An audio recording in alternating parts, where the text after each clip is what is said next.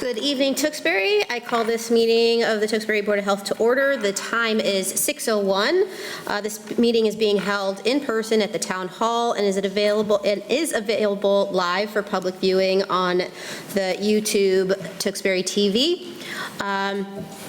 All board members are present, and the Director of Public Health, Shannon, is present as well.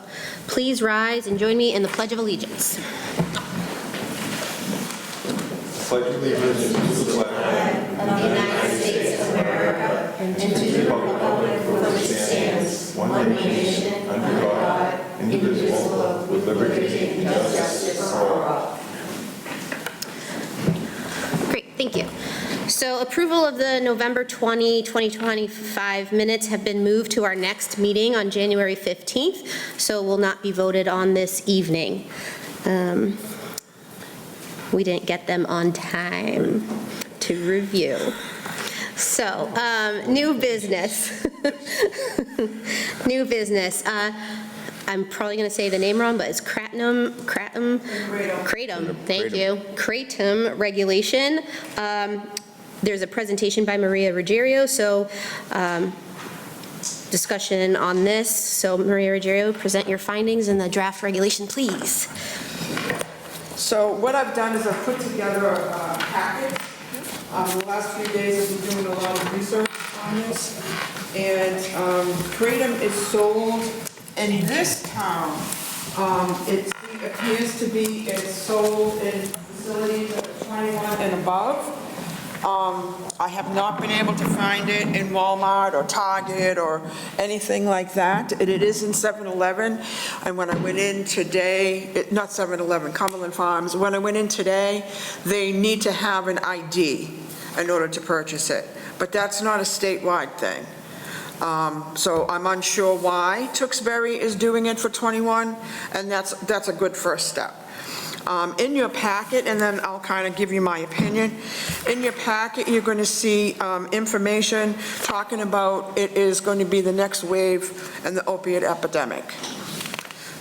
You'll see a Department of Justice drug fact sheet. I had made my own fact sheet, but as I started to do more research, more towns are in the process of banning it, and it was too difficult to keep up with. So this was the next best thing.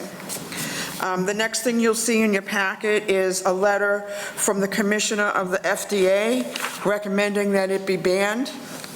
The next thing in your packet will be Kratom addiction per the DSM-5 SUD criteria, which substance use disorder is SUD. The next thing in your packet will be the National Institute on Drug Abuse with pretty much all of the questions that we began with. A little thick in some packets, but is the U.S. Food and Drug, the toxicology concerns around it, and I'll talk a little bit more about that. The next thing in your packet is a copy when basically Chelmsford has banned it. They took Lowell's regulations and kind of, made it a little different for Chelmsford, and I took Chelmsford's and made it for Tewksbury. It's pretty much the standard across the board. The only thing in the regulation that you'll see is that I did make some changes in trying to put some wording that, if we do ban it, then if they come out with eye drops tomorrow, we also ban that. So no matter what form it is, it will be banned. The next thing in your packet is FDA and Kratom, a little bit more detail of why the FDA thinks it's important. Next thing in the packet is it's the last thing in your packet, is American Kratom Association. There's an actual association for it. I have not been able to find, other than one individual, any proof that he gets paid for doing this, but he started his own company. So I put this packet together so that you all could take a look at it yourself and try to educate yourselves on it. I do recommend that we ban it in the town of Tewksbury. What's unfortunate is it does seem for thousands of years that it did the leaf. The actual leaf itself had some pain properties that, and of course, because it wasn't studied, we don't know how true that is. But everything I've seen, it's all processed. Even the packages that say kratom leaf powder, it's still processed and it still has other chemicals in it. The main chemical, and you'll see this will be the biggest thing in your packet, the 7, and I do not even know how to say it, but they call it 7-OH. Even in the leaf, there's a very small amount of 7-OH, and 7-OH is what binds to the receptors that are making it very opiate-like. Some people say that Narcan works on it. Some people say it does not. I was on a call today, and everybody in the room said that Narcan does work on taking kratom off of the receptor.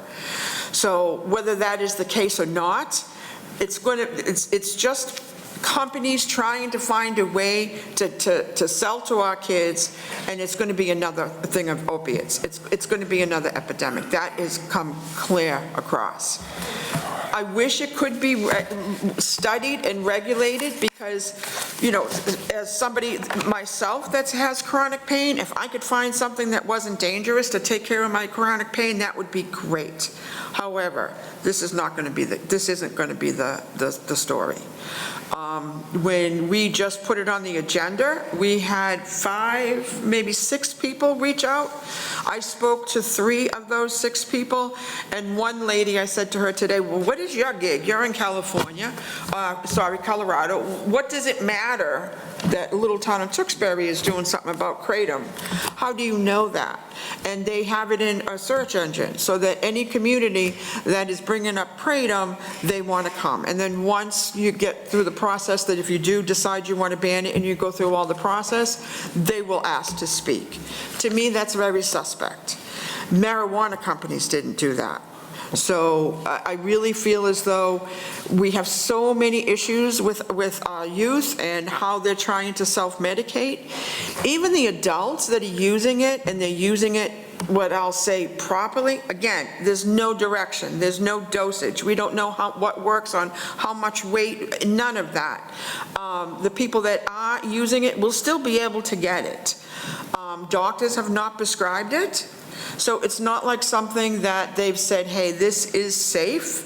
You know, having 4 or 5 drinks of alcohol is going to take your pain away too. But guess what? What's going to happen? It's going to cause addiction. So my recommendation would be to ask that you educate yourself a little bit more on it and then ban it. And with any luck, the state will have some rulings that will allow it to be studied.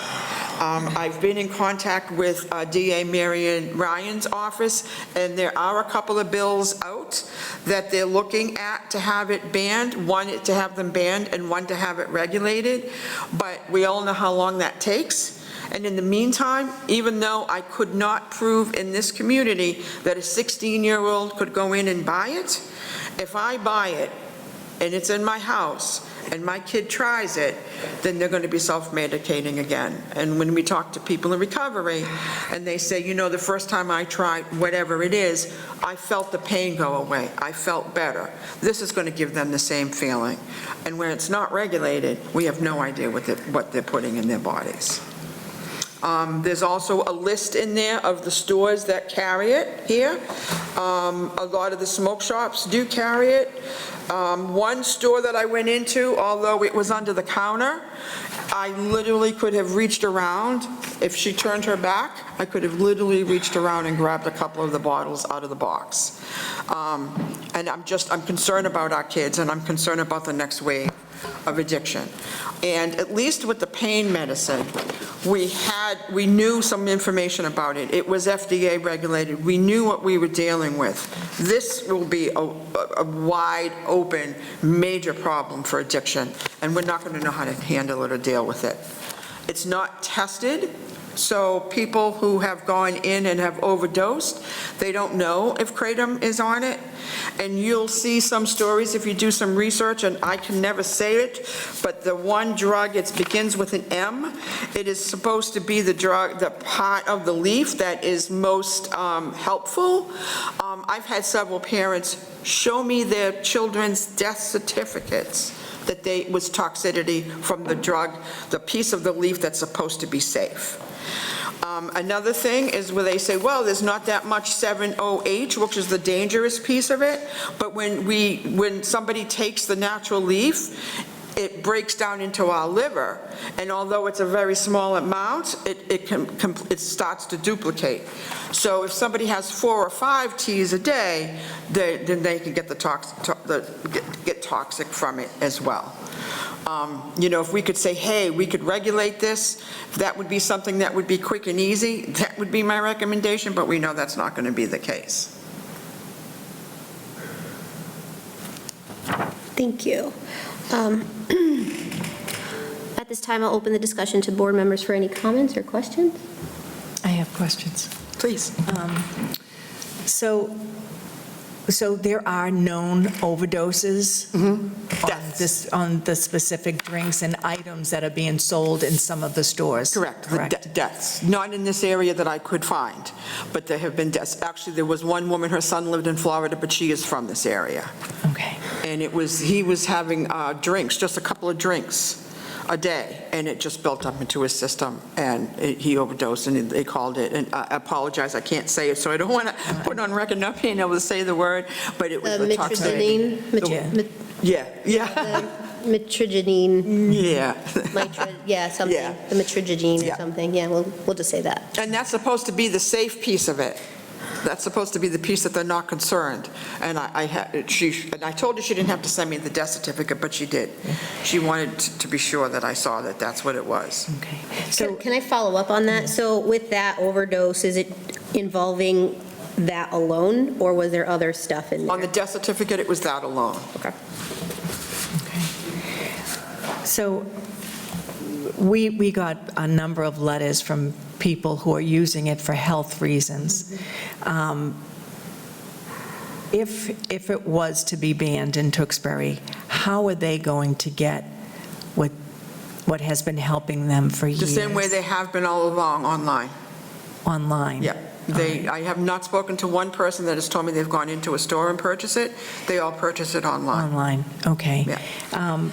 So I'm sure you don't know the answer to this, but my question is, this seems to be an item that would fall under dispensaries,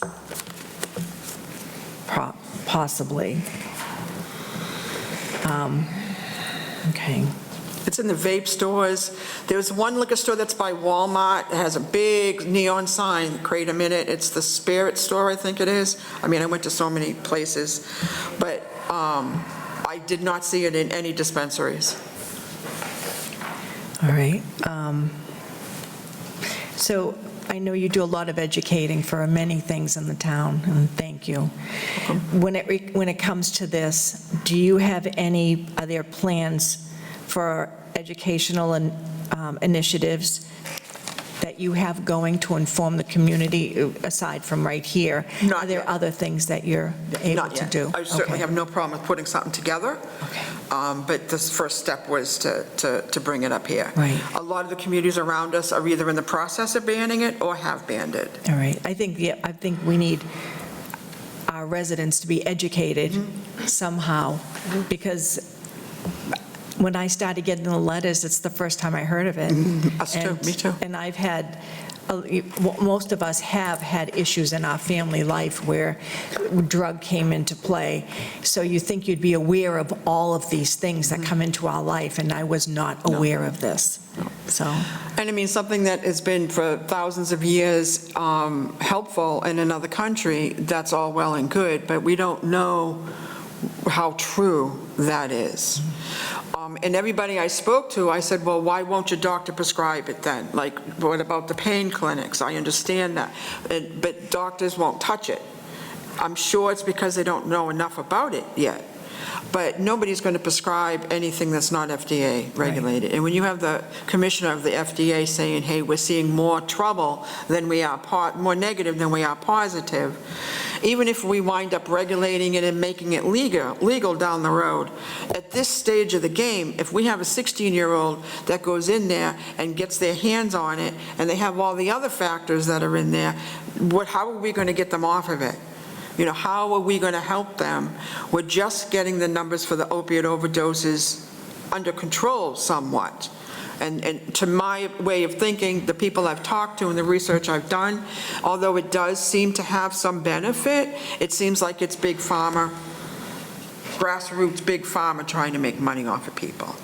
So, I mean, if we could look at it, do research on it and regulate it, that might be better, but how long does something like that take?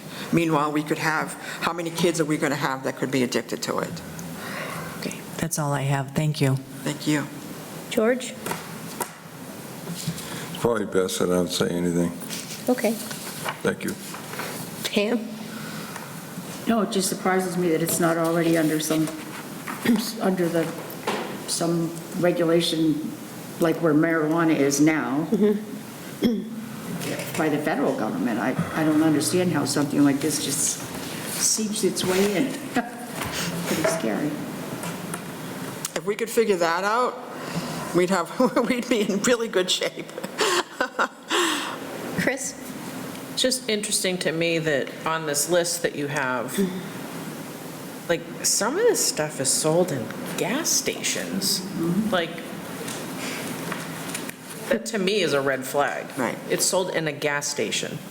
There's a gentleman, I don't remember where he's from, he lost his son from it, and he runs a company called Gas Station Heroin. He thinks it should be regulated because he does see some benefit from it, but his son overdid it, and he lost his son from it. So, I mean, pain medicine has benefits, but we see what's happened with that, and it is regulated. I think we've gone too far the other way with the doctors not giving people who need it, but that's a different story. I mean, I just feel like it's these companies just trying to find ways to make money off of our kids' backs. And it's terrifying. I have one last question. Please. Do we know, what is the youngest of age do we know of that has been able to purchase this in our I town? don't know that. Yeah, I So don't know it that. could be as 11, 12? Is that possible? It could be, but I have no idea. And I did go back, I was on a call today, and it was a Massachusetts call, and they were saying that there was no age restriction, so I went back out to a couple of stores this afternoon, and it's 21 in some stores. The But not Cumberland all. Farms has a big sign on it, 21 plus. And when I said to him, well, who told you that it had to be regulated at 21? He said, I don't know. All I know is when someone comes to buy it, and I have to ask them for their ID. And then I noticed on the box it says 21 plus. So I'm not sure where that's coming from, and not all the communities have seen that. Okay. Thank you. Thank you. And you might not have this because I know this is pretty recent and new. So any local data or reports of related incidents like EMS calls, hospital visits, complaints, I know we've received, at least on my end, I know there was one email from a resident, and this kind of started. So I sent that off because of that one email from a parent who was concerned, and so thank you for bringing that up. And so I think that's what kind of started the, what is this? Have you found, is there anything that you are aware of currently, or have you looked into EMS calls, hospitalizations, No, anything I haven't. like that? I have not had an opportunity to do that yet, but I can do that. Okay, I can reach out to my contacts and see. yeah. Can I just ask, I do have a question.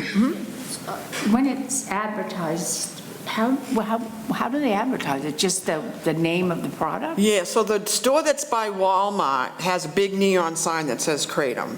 And it doesn't say what it's supposed No. to do, or No. doesn't invite people? No, but just says Kratom. Consider it, or- When I went into all the stores, and I went into the smoke shops, everybody had it behind the counter, but they immediately had it. And one is called Feel Free, and there's been a lot of controversy over that because they add kava, which I'm aware is a drug, but I don't have enough information, but they add kava to it, and so that's what makes it's called Feel Free. That's the name of the product. And it's like a little energy drink. Kava is a really serious allergen.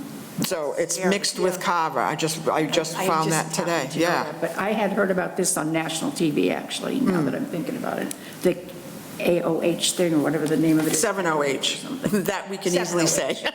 70H. Yeah. Yeah, and sold under a few names. They mentioned it on a couple of news Yeah, broadcasts I was watching. And although in the leaf, it's a very small chemical balance in the leaf, when it breaks down into the liver, it increases it. So if you're having 3 or 4 teas a day, then it's going to metallicize not as well as it should in the liver. I have chronic pain, and boy, oh boy, if it took my pain away, I'd be happy, but I'd be scared to death to take something that I don't know anything about. I mean, we already have enough problems if we're in chronic pain. Why add something else?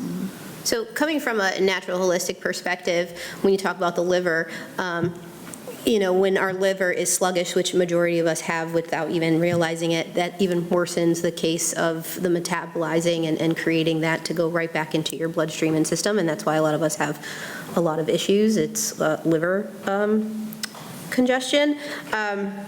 So knowing that it kind of does that is interesting as well. I know, I've looked into, so when this came out, I started looking into a couple of things, both on the natural side and on the chemical side, and there isn't a lot of, at least from like the naturopathic part of it, there's not a lot of information from the naturopaths that I follow and look through and work with.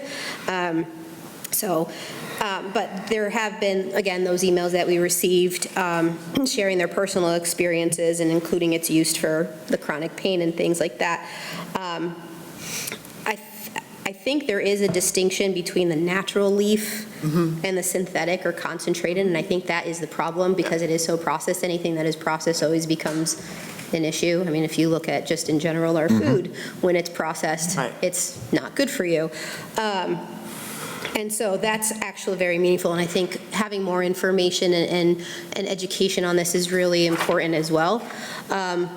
So just so that everyone is aware, as far as like the members of the board and people who are watching, this is really just informational. We cannot vote on anything tonight as far as like putting through a regulation. The way things work is that part of it where we have to, we can reflect a possible direction. So there's a couple of options that we have, and I think you mentioned it too. It's a complete ban, or the age restriction limits, whatever that may happen. And then retailer registration, I don't know if that's even a thing, like product labeling, health warnings, those kind of stuff. That's kind of like lowering it down.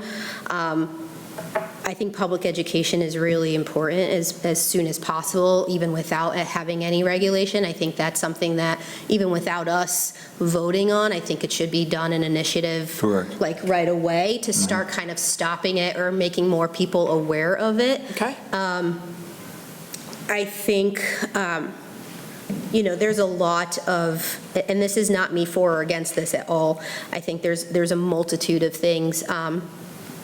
I think, we regulate other, and you've mentioned like the psychoactive substances like alcohol, cannabis, nicotine through age limits. So is this something that we want to do through an age limit? Is this something that we want to ban completely? But I think we wouldn't be able to do that without having a public hearing and getting feedback and getting those studies. Correct. I think having that information and those studies about overdoses, what those are showing, how is it going, and again, it's a time-consuming thing. I've looked up other boards as well locally. Yes, they have banned it, but they've also created that, they've had people come in and speak, professionals, so I think that's going to be one of the things that we would, if we vote on, we would Sure. potentially have to do.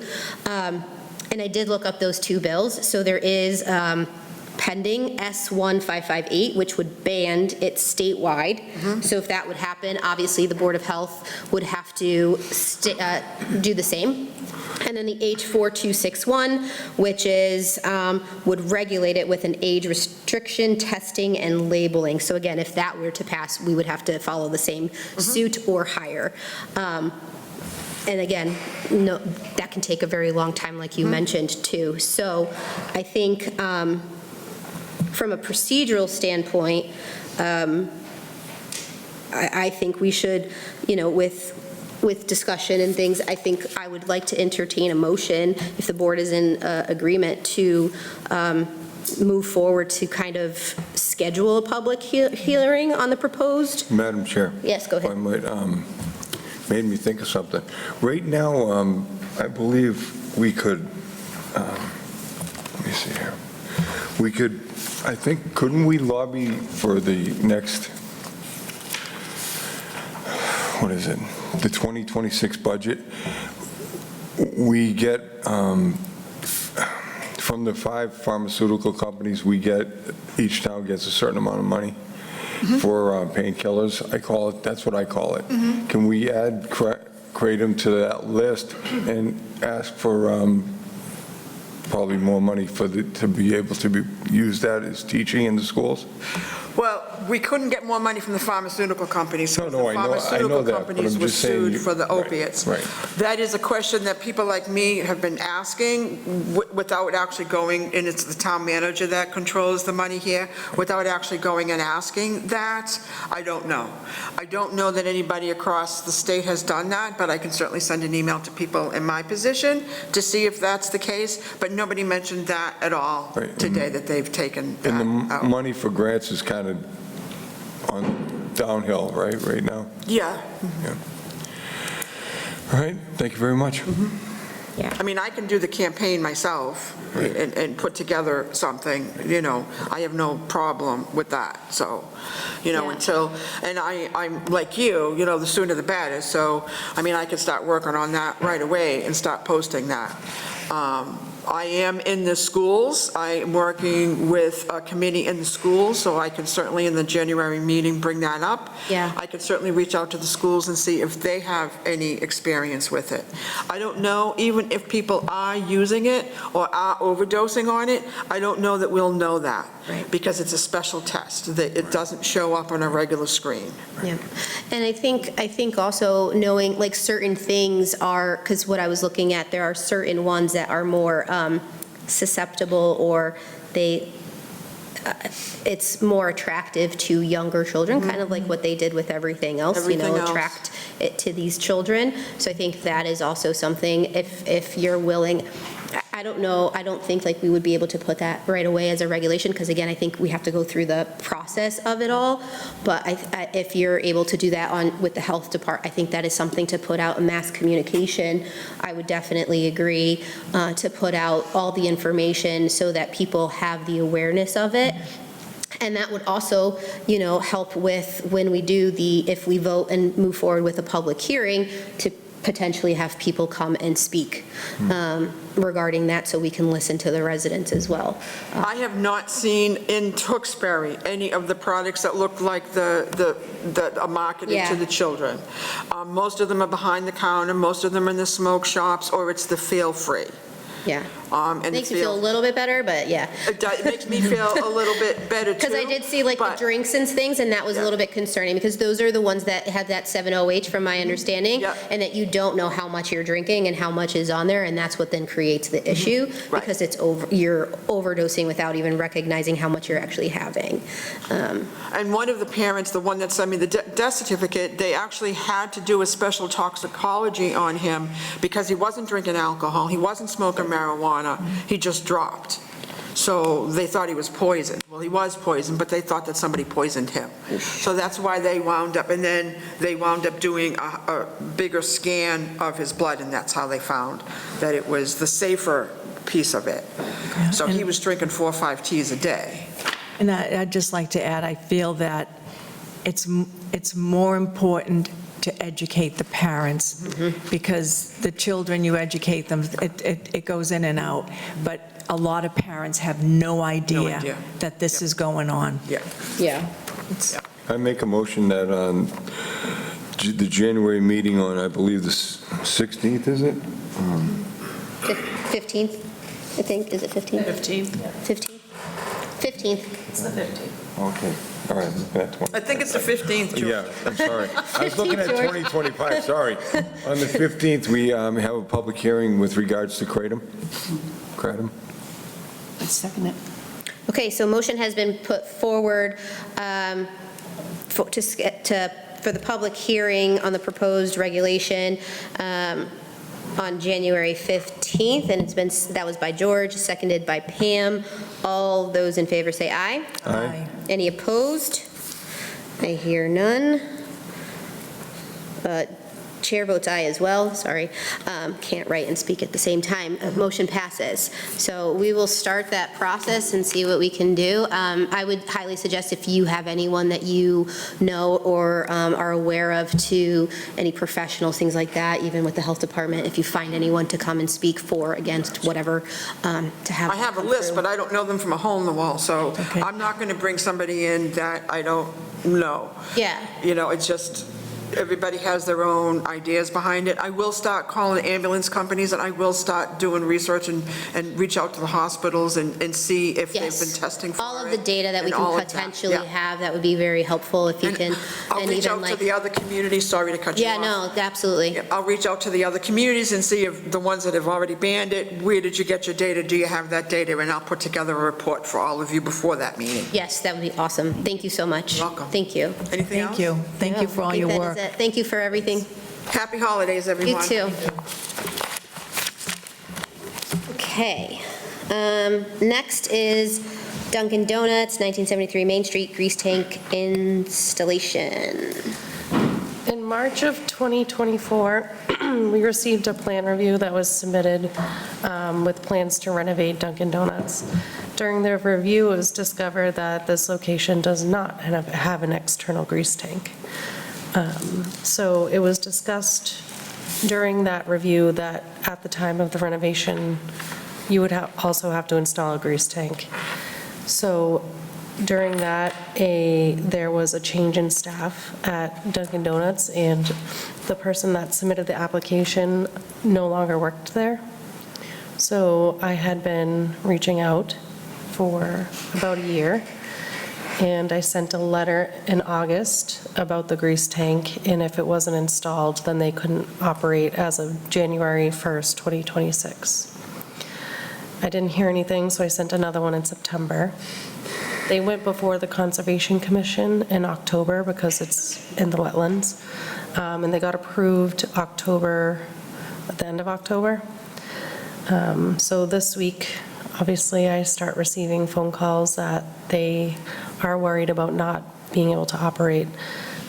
So they have a plan, they have applied, and I told them, since that information is submitted, that they're showing good faith of wanting to do the installation, that I would allow them to operate with the intent that they would get this done in the next few months. Okay. Do we have a concrete deadline? We don't, but we do have a plan already and an application, so it's quicker than I anticipated, honestly, since I didn't have anything a week ago and no real conversation with anybody at that time. So it's my understanding that they're trying to do this quickly. Their contractor was in the office twice this week, and he's the one that applied. So I'm hoping they move. Okay, are there any concerns with like wastewater or environmental, because they don't have one currently? I mean, as you know, everyone was supposed to have one installed. Right. I have a few questions. What equipment do they have for cooking? So it's more the creams, which is such as Starbucks, they were required to put one in. And they did come before the board to ask for a variance. I don't know if you were on the board at the time. But But they don't have any equipment, cooking equipment? they warm food, and that's like a standalone that does a little bit more food than the smaller stores inside gas stations. But the external, you're talking about the big tank. I'm just thinking, I know, why wouldn't an internal one work for them where they have no cooking, no grease, it's just the, So they would have to ask for a variance for that, okay, and we'd have to grant that. all right. I'm just thinking of the cost. It's not even like they have a stove, Yeah. right? Doesn't make sense. Because you're because of talking the thousands, and because- thousands to put that in. Because of the turnaround and the time frame, yeah. Yeah, To ask for a variance, that'll take some time too. and, okay, and they don't know that, obviously. Now they do. Maybe they do today. I told them, yeah. Now they do. It's just, yeah, it's such a big difference. I'm thinking of the thousands and thousands of dollars to Yeah. do that, and they don't even have a stove. It's the milks and creams that Right. produce the Yeah. grease, I understand though, that. yeah. I understand that. Susan, any more questions? I'm only asking because I want, go ahead. No, no, I think that was a big question. George, go ahead. Being as the only member that, during the time that we had it, where everybody had to have the compliance, what we had an agreement with, that, as far as I know, is that the Lowell wastewater treatment plant, we were able to get our engineers to check out, based on the amount of use of the facilities, for instance, the Gun and Rod Club, that they had an option to buy 3 different kinds. Could you look into that and see if maybe like the next one below the biggest one, and it would save them a lot of money? So our regulation requires a minimum of a 1,500 external grease tank. I Here, don't know, all I know is when every place had to get it, we were able to get 3 different options. no, there was no, Oh, I not know, your place. but I would have been one of them. Right. And it was, Well, that you would have was, been one of them to not try, to try to get one, a smaller one? no, you only had an option of one. I don't know, I don't quite agree with it, because I thought that was the whole big thing, like, Trust me, if there was something different, I would have got it. no, that's what I'm saying, but you wouldn't have, because we would have determined that your place had too much, we weren't out there measuring the grease, but it's different when you have certain sizes, like I said. Yeah. They had one meeting at the Rod and Gun Club, so we told them they had to get it, but they got the smallest one. But it might have been a variance or some sort is what I'm maybe. guessing, is probably they requested a variance and then it was approved. Internal. And so with this, because they're I don't know. moving forward with this, there's nothing really that we can do until something occurs, right? Any other questions or comments from the board? I just have one. Yeah. I'm not clear. Are they aware that they could do a variance for inside? They're They aware. are. And they decided to go with the more expensive one? Historically, the board has voted not to approve it. I know, we would have. The Board of in the Health? s- Yeah. In the Really? 6 years that we had to get everybody up to speed, every business in the town, we couldn't do it where they would have a variance for every person. Well, this So is- we directed the department to go and say to the places that you have 6 years, how about we try to do a rolling thing with people? And they were able to do it, and the ones that, one or two that, was much smaller, we were able to get to come by themselves, but maybe it was then. I think this is different. but- I think it's different because Yeah. it's much different. They I don't do- have I'm sorry. what restaurants have. Thank you. I'm sorry for cutting you off. I do have a question to the chair. My question is on the 1972, could you tell me exactly where that facility is? I should know it, but, It's across from Market Basket. okay. Just for a point of information for everybody, that one, the one on the other side, and the one down near the library is owned by the same person. I believe they I know own they're about, franchised. yeah, I think they So, own several locations. I know how we can get it done real quick is we call the lady that came to us. They've changed owners since. I've they I've changed spoken with the owner, owners, but- that they've applied, so Yeah. they're working on it. Okay, I didn't know because the lady, I thought she came from the corporation. It's different corporate now, All yeah. right, thank you. I had a question. When you talked about the milk and the creams, are they concerned with them, like, dumping them down the sink and what's going to happen to them? Yeah. Yeah, You would, Yeah. because it's such a small facility that you'd think that they would have something like, it would, any expired stuff would stay in the container that it's in, and like, the big trucks that come in that bring all the donuts and stuff would take that out. Because I'm Yeah. hearing what you're saying, Susan, that it doesn't make sense for them to get this huge tank when they literally don't cook, they like microwave everything. They do There's also companies that will put in huge grease barrels, even bigger than barrels. They're massive, and they come and empty them out. So like at the end of the night, my guys will take all the extra grease and they walk it out and pour it in, Yeah. and then they come in and they actually recycle it. They come in, they take it and they recycle it, and they give us money for it because Yeah. they're recycling it. Win-win. So those are things Yeah. that a lot of, I don't know if they're doing that. Yeah, but- it just seems like such an expense, like a waste of their money Yeah. for, they just microwave stuff. Do we know if they are doing anything currently with the creams? every restaurant with the 3-bay sink is required to have an internal grease trap. Okay, And with our regulations, it has to be a minimum of 100 pounds. so that is, So they, That's in so they place. have that, Yep. they just don't have that other part. Right. And so for them to get an internal one, they would have to come in front of us requesting a variance. Yeah, so they would ask for a variance to the external tank, which would be difficult when we've required existing facilities in the past, Exactly, and new, right, such as Starbucks. okay, makes sense, okay. That's unfortunate. Okay, so hopefully they get everything set, and I'm glad they're reaching out and doing that, so, perfect. Okay, next, fee schedule, right, am I right? Am I Yes. looking at this? Okay. Final item under new business, discussion on permit and late fees for nonprofit. So, from my understanding, food permits are due annually by December 1st, is that correct?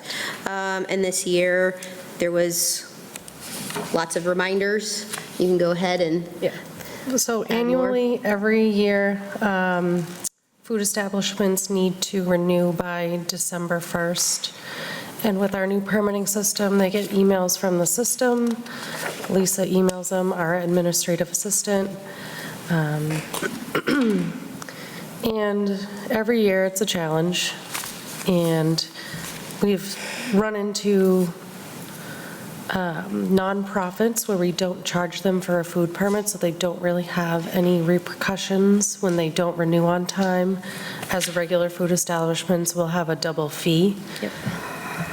So trying to get them by December 1st has been difficult, and I believe we're still waiting on 2 currently. And it's almost towards the end of the month, and holidays are coming, so getting that information has just been very difficult. yeah. So my admin was discussing this with me and asking if we could put a fee on just if they're late, such as like $50 to $100. Yep. So there's some sort of repercussion for them when everyone else is held to a standard such as that. Yeah. So this doesn't apply to nonprofits that the fee schedule and then 2 times the permit fee after renewal date, right? So there's 2 options we can consider.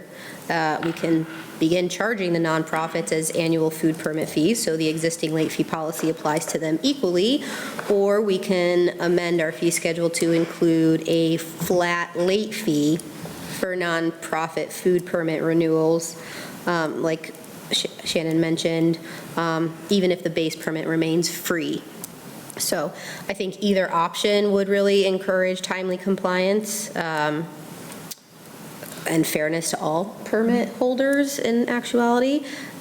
So we can vote on this tonight if they wish to adopt or put a motion forward. Can I just, so we're talking about churches, schools, places like that?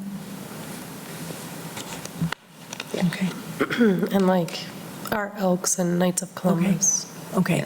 I just want to be known that I would support the second one, but not the first. So that would be to include a flat late fee for Yes. nonprofit. Yes. So is anyone wanting to entertain a motion for that? I will motion it. Okay. Do we want to set a fee?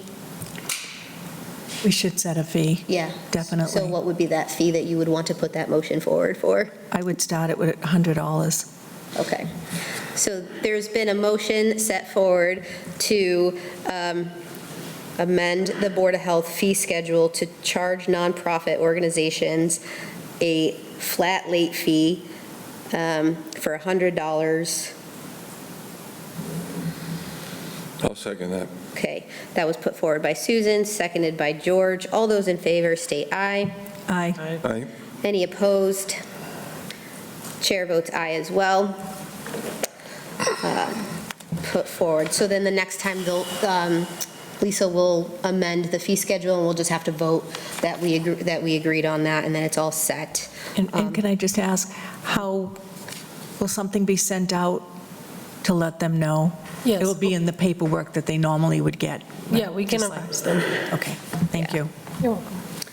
Yeah, so, I mean, from what I'm understanding, it's an ongoing issue year after year with late renewals and things like that, and so. Correct. Just so that everyone is aware, it is really, I'm very much about holding people capable and accountable. I know we have a lot of stuff going on. We're very, very busy. Businesses are very busy, especially during this time, but it is the business, the permit holders' responsibility to make sure that, that they are looking into these things and their deadlines, just like anyone else with anything with a deadline. So I hope that this doesn't continue and we can move forward, so. And I also want to add that you've done a great job at putting everything online. Once you get the hang of it, it's so much easier than trying to remember what goes with what and when it's due. So, thank you. Yeah. When we pass something like that, does it go, it will go into effect in 2026? Correct. Yes. Yep. Yeah, it's not now. And plus the fee, the schedule and everything. Surprise, Yeah, no. George, I have a question, if I may. Why were you opposed to Part 2 but not Part 1? Did I say that right? Yeah. Charging them a For permit me fee. personally is, try to still have a distinction between a business for profit and a business for nonprofit, but, and yet a penalty for, it didn't matter if that was a business, legal, Permit holder. nonprofit or a profit. Because we're in the position, we can't just let these things go. I mean, that's why I was more in favor of everybody getting a penalty, even though the penalties are a little bit different too, but that's my, I guess, your logic. I just think that if we do make them a yearly thing, then what are the different things that are expected of nonprofits as Yeah. opposed to for profit? And the whole thing is that if they get their permit in on time, there's no late fee, so they still have it. Right. Yeah. So I think it's initiative, see how that goes, and then things can always move on to next. So, great. Are we good with that? Okay. So next is the public comment. So we just need a motion to open the public comment section portion of this meeting. So do we have a motion? To open the public comment. Okay. And I will second. That has been put forward by Chris, seconded by Susan. All those in favor say aye. Aye. Any opposed? I hear none. Chair votes aye as well. So residents may speak on any matter within the board's public health jurisdiction. Comments must be directed through the chair, myself, and are limited. We're going to do 2 minutes per speaker. I am a little bit lenient sometimes, but the board will not deliberate or respond during public comment, but may place matters on future agendas. So are there any members of the public who wish to speak?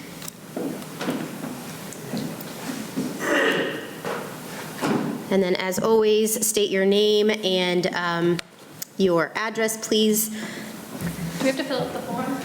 Yes.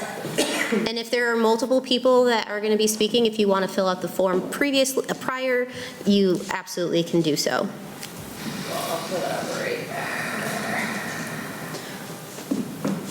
And then let me just put my little timer here.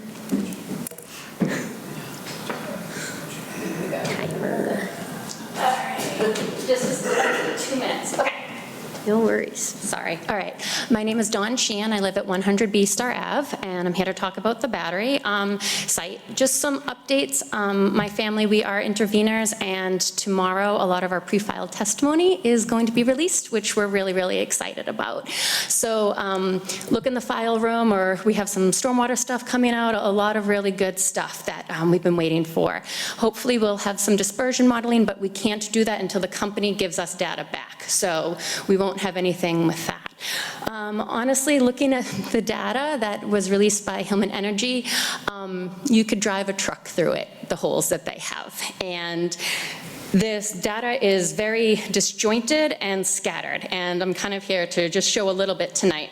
All I have with me is data from East Point Energy. This is actually from one of their third-party experts. This is the carbon monoxide data. So what's interesting, I feel like it's pretty self-explanatory. If you're looking for, so we see here, this blue zone here, serious health effects may affect, there's a house right there. If you're looking for that one person that can stop this project because you're worried about their health and safety, how is that okay? And also, this is all different people's properties here. We work outside. This is just, the firefighters will have their gear. We don't have monitors. I mean, this is ridiculous. But what I loved about their data is, in the chemical composition of the batteries, we see hydrogen fluoride, yet none of their testing even acknowledges it whatsoever, which is so frustrating. But I love this one quote they have. It says, hydrogen fluoride and carbon monoxide have consistently been non-detectable or only at trace levels at 100 feet from burning containers, which is why ESRG uses 100 feet as the recommended standoff distance where responders can stage indefinitely without PPE. So, serious health effects up to 118 feet, but it is fine for the firefighters without PPE to stand 100 feet from this site. Again, this is why it seems so scattered. It almost seemed like they cut and pasted from another project. It says off-site occupancies are hundreds of feet from the nearest unit. What about that house? What about these two buildings here? Those aren't hundreds of feet. But I love how it says the ERP, their emergency response plan, will provide for conservative standoff distances, primarily staging at the Hillman-Clinton intersection. Where is that? Right there. Here's Clinton Street. Here's Hillman Street. So literally, they're going to stage right there without PPE, and it's completely fine. And that's the only time that we're told about hydrogen fluoride. It consistently is below levels, as is carbon monoxide, and then their data totally disputes that. So we're hoping for some other data from some other experts tomorrow. And we'll look forward to getting some real information on this project. Thank you. Thank you very much. Thank you so much. Thank you.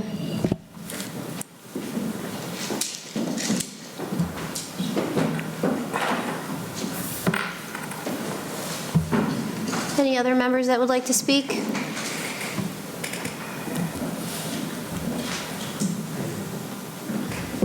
Hi, Madam Chair and members of the board. My name is Sandra Poole. I'm at 64 Emerald Court. You've gotten many emails from me, which I know you shared. Yes. My main concern tonight is I'm here because I wanted to know the status of your late application to be an intervener in the battery site. I will discuss that after during the next part. Okay. Yep. I have written, which I've been up since 1:30 this morning, a lot of questions, and I know you're not going to answer them, so I'm going to submit them. But what I wanted to say was, a couple of days ago, there was in the Boston Business Journal, I don't know if you're aware, that another community, Blandford in Weston, Mass., they're in the same situation that we're here in Tewksbury. They're proposed to have a battery, storage facility put in their town, but they have put a moratorium on it. So I wasn't able to attend the select board meeting the other night, and one of my questions would have been, why haven't we, asked for a health-based moratorium? And I know there's a lot of complications for this, that the developer would definitely fight this because they would say it's in the best interest of our community to have this facility placed here. And because of Maura Healey's Act of 2024, we're in a position right now that any of the bylaws that we have in the permitting is going to be overrided. So even though we have these things in place, it's definitely going to be overrided. I have faith in this board, and you are the only board in this town that I have faith in, because I believe that when I sat here in other meetings and I heard Michael Hugo speak, and he brought up many of the different tools that you can use, especially Massachusetts General Law 111, Chapter 114, the Newsom trades, the fact that we have a wellhead protected zone area and contamination to the water supply. These are all things that prey on my mind as to why we would even consider in this community, with a population of elderly people and soon-to-be-built Bright Path, which will now house infants and children, the senior community and the assisted living so close by. So I really feel that this particular project is not suited because of the water contamination possibility. I spoke at the meeting back in October about the wellhead protection area, and that particular area, feeds into the aquifer that also runs down into Andover. So if there was a possibility of anything, we all know, we talked about the fire risk and all of this, those contaminants would seep into the groundwater, and that's a possibility. Has, this company done the testing? Dawn mentioned that they're going to, provide some reports tomorrow for groundwater. These are all things that are, critical. Also, the select board under the Home Rule Amendment, they have the power to protect the residents from the noisome trades. But they don't have to wait for permission from Boston to do this. So the EFSB must consider and respect the power and the legal authority that you folks have. And I am just asking you tonight, as a concerned resident of Tewksbury, that this committee, I hope, you don't have a seat at the table. You have not had a chance to be an intervener in this. So I am just hoping that you're able to have the input needed to hopefully protect the residents of this town. Thank you. Thank you. Can you just repeat the name of the city that was in for the Boston Business Journal? I will send you the video. Oh, perfect. Thank you. Thank you very much.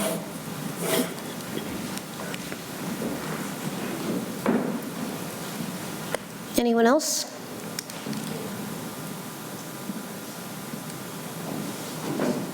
Going once, going twice.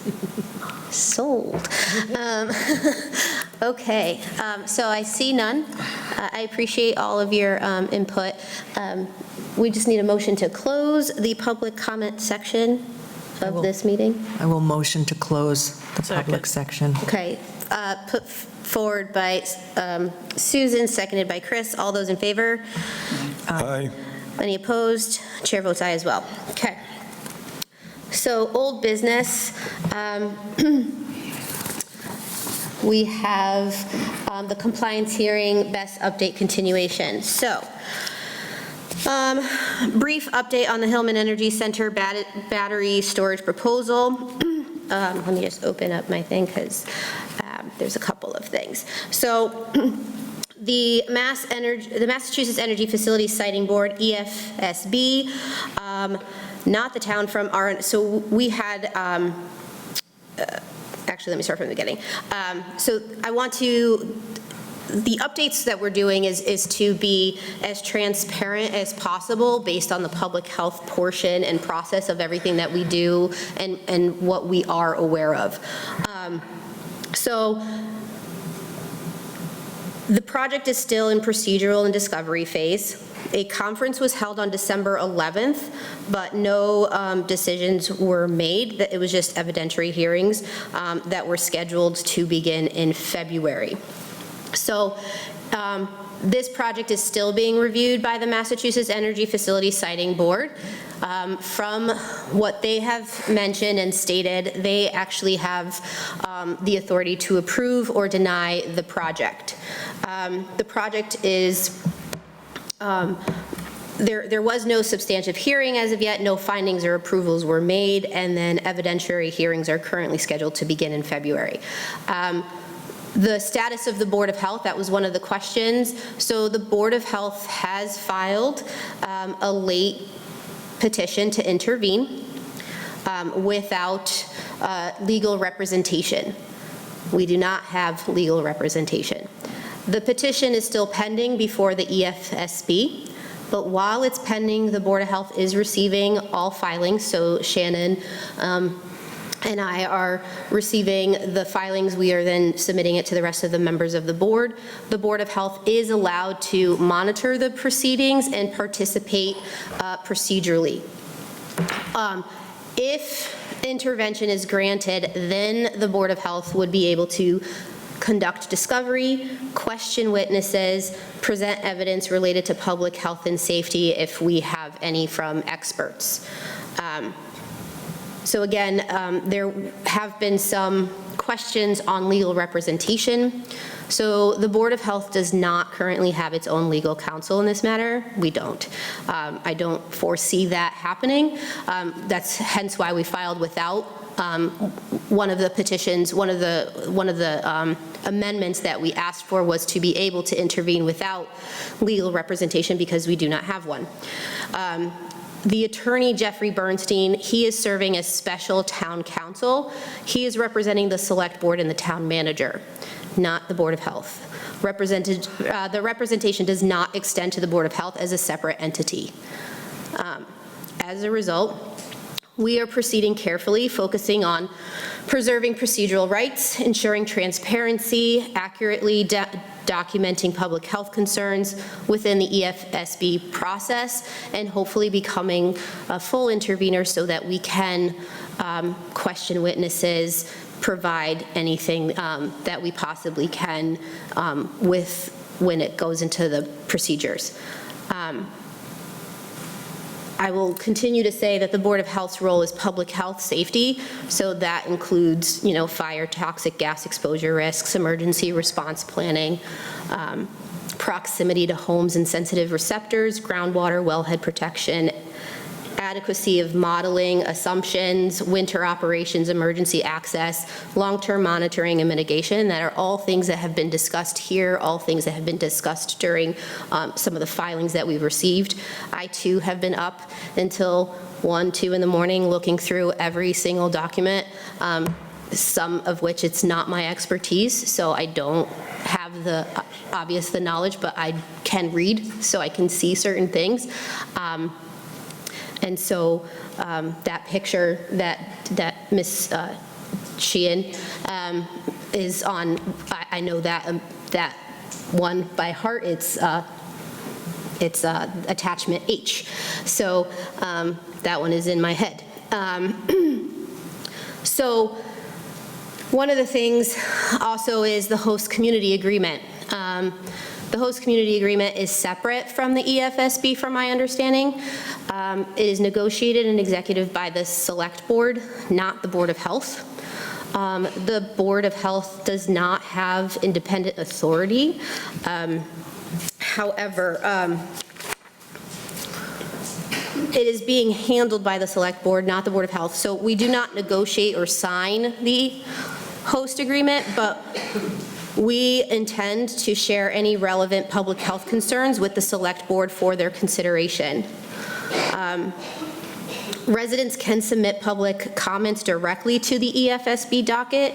Those comments become part of the official record, though they are not considered evidence. The Board of Health and I take my responsibility seriously and remains committed to transparency, participation, and protecting the public health throughout this process. There's a lot of laws and there's a lot of things, and without obviously legal representation, I think, and I don't want to speak for Shannon, but there's a lot of stuff that we are new and we are learning as we go.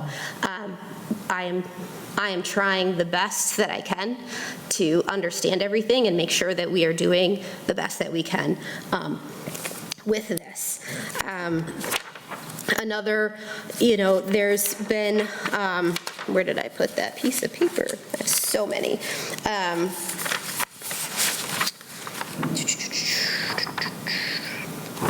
That's not the one. We also, I would like to say that we are going to be requesting a meeting with the Select Board to actually meet with them regarding the Host Community Act.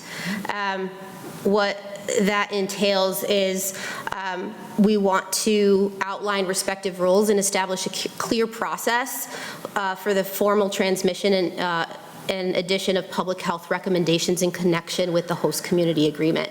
So while we may not negotiate, its public health recommendations are an essential component of the town's decision-making and should be addressed as part of that process. I think the board all is in agreement to that, and so we will be asking to meet with the board of the Select Board and Town Manager, and that will be an open meeting, public meeting. I do not see a reason for executive sessions on this.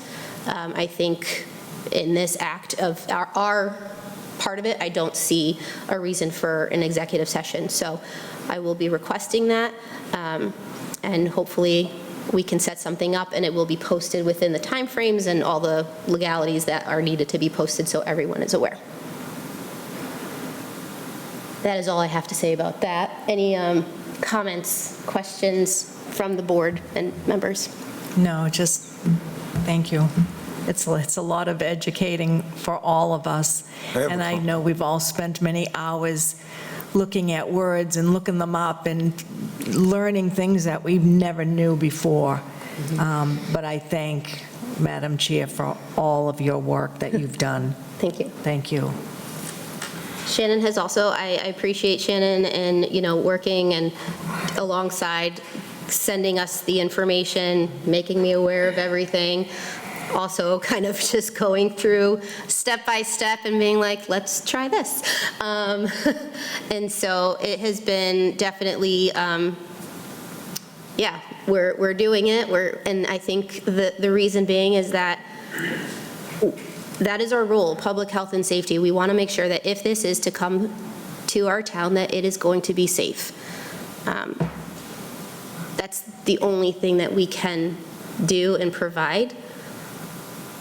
We can all have our own opinions on this, but as a board, our job is to ensure that if this is coming, that we make it as safe as possible for everyone, every single person in this community. So, George, you had a question or a comment? I had a comment. I'm trying to do a balancing act, but we took an oath, and I don't have it with me, but it's very important that we took an oath to do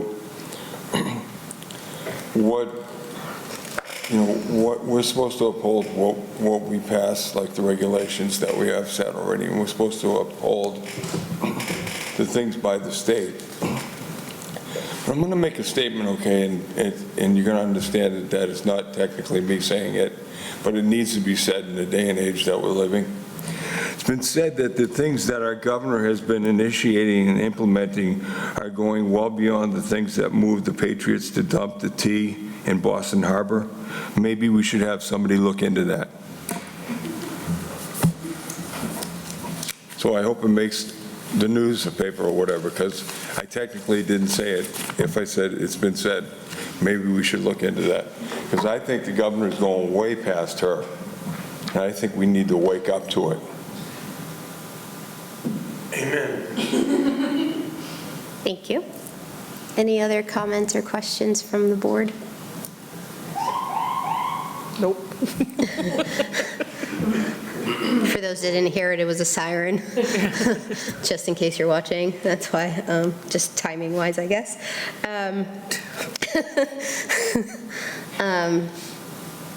Yep, okay. So with that, I hope that clarifies some of where we're at right now with this.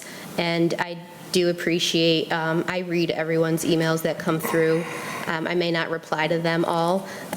It's most of the time I just say received, so that you know that I did receive it and that I am sharing it with the rest of the members if you're just sharing it with me. But if you're sharing it with the rest of the board, they're already getting it.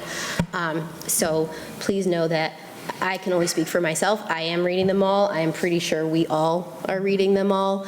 And so I do appreciate all the feedback and the information that you all are providing too, because it's a lot of research, so thanks. Next, Health Department report. Okay, as we discussed, it was food permit renewal seasons. We had 7 establishments have to pay a double fee this year, which is the most we've had, honestly, in a few years. Yeah. The code drive ended on Monday, and Siobhan collected over 145 codes. That's amazing. Yes. That is so great. There are a few change in ownerships of food establishments. Lisa's Pizza is getting a new owner, and Anthony's Roast Beef. The Brazilian meat market that is at 616 Main Street got their food permit last week. And the Health Department FY27 budget was submitted to the town manager's office. Great. Is there anything in there for legal counsel? Sorry. Slip that one in there. I had to. I'm sorry. Fair question. Apologies, not so much, but yeah, I had to. I just not had sorry. to. Thank you. That's all I have. Thanks. So thank you. I know it's been a pretty busy permitting season as well, so I appreciate all that. And at the year end, I think for a lot of different reasons is a little bit crazy, so great. So now we'll go into board member reports. So please share any updates or topics for future discussion. Anyone? Well, Wellness Committee met, Okay. and we made a few decisions about some of the, I think you'll remember that I said we're going to tie, I'm not close enough to my mic. Thank you. You're welcome. We're going to tie the open forum that we're having on March 10th, month to month. It's going to be, that's the town-wide wellness fair. That's at night, by the way, 6 to 8. I just found that out. I thought it was a day-long event until I clarified it for some of the people who will be coming, asking questions about that. But that would be a great place for Maria. Maria will be there, by the way. Yes. So it'd be interesting if we put out some more information about that there too as well. But anyway, we basically just talked about what each month we'll focus on in the schools that relates to that evening. And January, February, and March, I don't have my notes, so I don't remember, but they're all really valid concerns for the community. And the information goes to the students primarily, and then it will go from there to the families. At the wellness fair, it'll be, I mean, everybody can come to that, hopefully we'll have good representation from the town. We have so far about 30 individuals who have agreed to come and represent whatever, either private organization they run or another kind of, and we have even invited Shawshene Animal Hospital, Nevins Farm, those kinds of things. 4-H will be represented there, and a lot of other youth organizations, to let kids know what kinds of health things they do. 4-H actually teaches a babysitting course, so they're going to be sort of touting that, and a lot of organizations. It should be really, really interesting. The fair itself. We can't be in the schools every day and take part in whatever the kids are doing, but, but the fair nice. itself, I think, will be a good evening, a good experience for people. Oh, great. That sounds Awesome. great. Thank you for that. Any others? Okay, so before we adjourn or make a motion to adjourn, I just need to, or I would like to address a matter that has come to my attention. So during a recent Wilmington Select Board meeting, concerns were raised regarding a social media post in which one of our board members expressed personal opinions about the Wilmington Board of Health. This comment was made outside of this forum and in their own personal time and capacity. While I understand that this comment may have drawn attention, I want to be very clear, the opinion shared by individual members outside of a formal Board of Health meeting does not represent the views or actions of this board. The official positions of the Tewksbury Board of Health are determined through discussion, deliberation, and vote in our publicly posted and recorded meetings. This is the sole channel through which we speak as a board. That said, while I cannot and do not police individual speech and freedom of speech outside of this setting, I will continue to emphasize the importance of professionalism and integrity in our work as a board. I believe respectful relationships with neighboring communities are essential to the success of regional public health, and I hope we all strive to act with that in mind. And that is all I have to say about that. So, if there is no further business, I will entertain a motion to adjourn. I second. I first. I second. So Susan has put the motion forward, Chris seconded.